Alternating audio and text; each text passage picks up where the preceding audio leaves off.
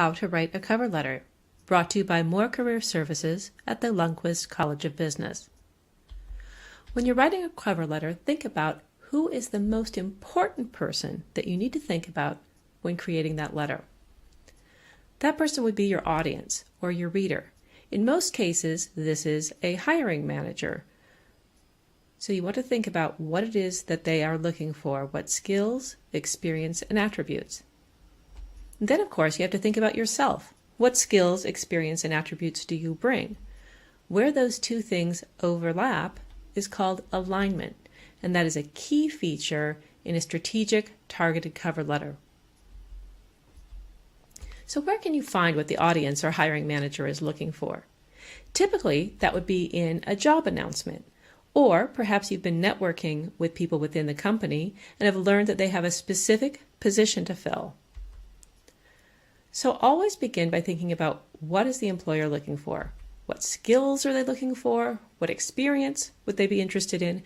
And what values does the company care about? Then, when you have specific skills, experience, and values to offer that the company says that they want, it is your job to include those areas of alignment in your cover letter. Remember to connect the dots for the employer. So let's take a look at the purpose of a cover letter. It is to make a case for yourself as a qualified candidate for a specific job. For formatting, it's usually a formal letter. So that would be on letterhead.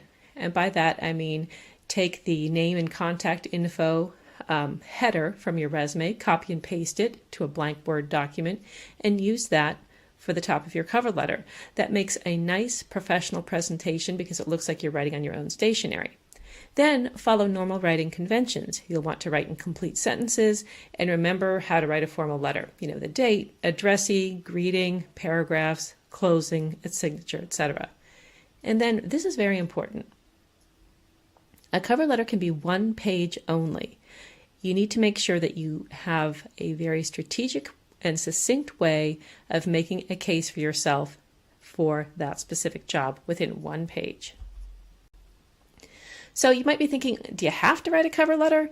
So there are times when an employer might not allow a cover letter to be uploaded. For instance, they have a portal and they allow only a resume. In that case, and in only that case, you do not. However, if a cover letter is just allowed, not even required, but even allowed, I recommend highly that you write one. You never want to miss an opportunity to communicate your potential value to an employer, and a cover letter offers a very unique way to do this.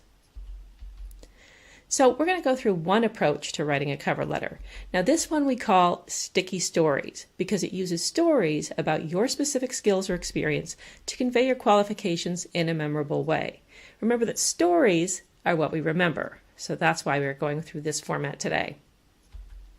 So we recommend that you begin by brainstorming your selling points.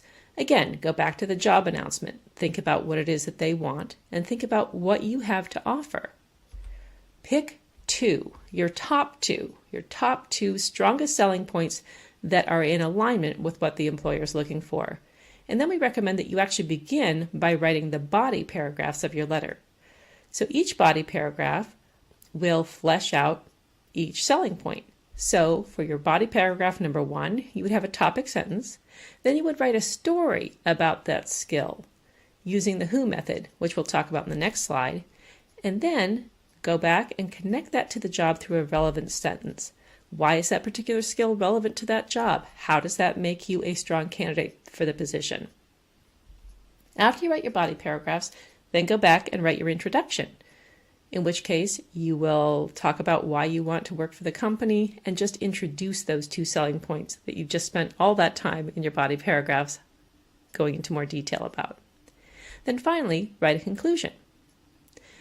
So as I mentioned, we recommend that you use the who method when talking about your stories. The who method is a framework that helps you to offer enough context in the story to prove your skills and how your work has made a strong contribution in the past. So to use the who method, we recommend that you include, remember who is an acronym, so W is for what. What did you do? What activities and tasks? H is for how. How did you do it? In particular, the skills. It's great to be able to communicate what skills you used. And then O is for outcome, or the result or impact of your work. If you tick all of these boxes, you will end up with a nice contextual story that will be memorable. So let's take a look at this in action. Okay, so you have Dear Hiring Manager, or hopefully you would have the name of the person. Then you start with the introduction. That includes why you're writing, why you want to work for this company, and in particular in this position, and then just very briefly introducing those selling points. Then you go to the body of the letter. The first paragraph of the body would be the selling point number 1. You would use your example story using the who method, and then that sentence of relevance to the employer. Next paragraph, selling point number 2, example story, and then the sentence about the relevance to the employer. Then in the conclusion, you would recap those selling points, talk about what next steps you're looking forward to, for instance, looking forward to hearing from them, hoping to be called in to have the chance to talk with them in an interview, etc. And don't forget to thank the reader for their time and consideration. Then, of course, you would want to have your signature line. For further support, join us for Drop-In Advising in Lillis 155 from 10 a.m. to 4 p.m., Monday through Friday, weeks 1 through 10, fall, winter, and spring terms. Make an appointment with a career advisor through Handshake. For more resources, including video content, check out our website, mohr.uoregon.edu.